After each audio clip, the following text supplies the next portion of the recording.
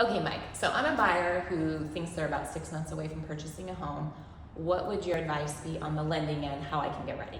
Well, I think you have to have everything in line. You have to have your income in line, you have to have your credit in line, and you just got to be ready to go, have your down payment, or at least be ready to get all of that stuff. So those are really the three factors to getting a loan. Okay, and down payment, what are you thinking a minimum these days? Minimum is 3% down, but you can do 0 down loans. I mean, that's not a problem. So we've got 0 down, 3% down.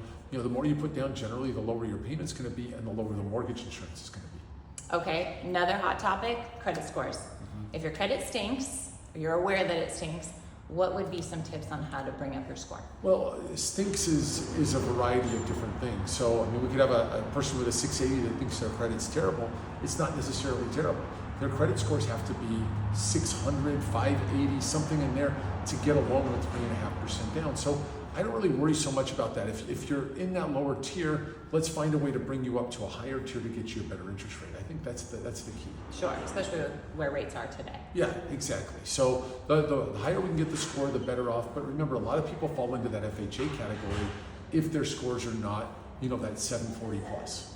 All right.